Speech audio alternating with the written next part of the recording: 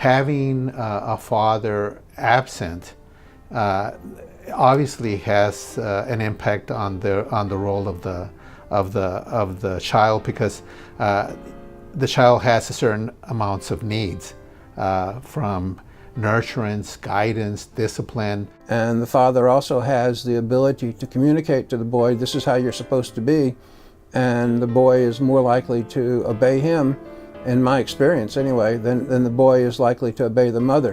When you have families where the father is completely not in the picture, he comes in once or twice a year, no establishment in the family, so the family system is based on one adult model. And that one adult is keeping the system together, and that one adult has to maintain the financial and economic stability of the system. And especially in marriage, it's always 50-50. The wife does 50% and you do 50%. That way it's an equal 100%. It's kind of like a reproduction. If you have a father that leaves at 10 or 12 or 14, where the child then feels it as a loss and is angry and depressed because their father never reaches out to them, or they try to reach out and their father is very busy, they feel a loss, they feel rejection, they feel angry. I actually saw my father the last time I was in kinder, more or less. You know, I was about 6 or 7 years old, more or less.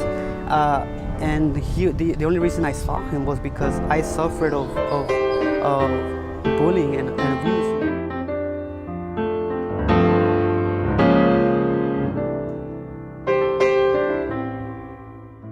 The predictor is a single parent family. And it's not saying a single mother, although the single mothers usually are the ones responsible. And a single parent family is important because everything that goes with it. You have the finances. You don't have many other people that are there monitoring.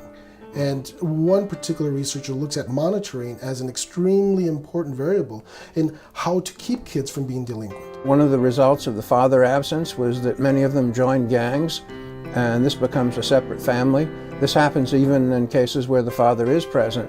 The gang serves as a new family that fulfills certain needs. When you have an idea that prison, for instance, is a natural component of a lifestyle, then it's considered that, all right, there's nothing wrong with it, rather than something that you really have to be mindful against it. The mother was often unable to exert enough authority.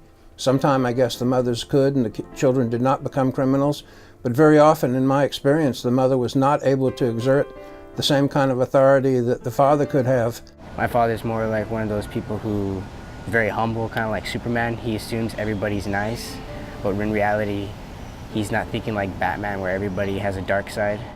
So a lot of children that don't have a father might have fantasies of what would they have done different if their father would have been there at their home. What happened between him and my mother was completely another story, but like I don't wish him any bad, but you know, I do ask myself, you know, how would my life be different if I had him? You know, I did have a quote-unquote paternal figure with my grandfather. So you see the wrongs and you don't want to, it makes you think, I don't want to do that, I want to be better.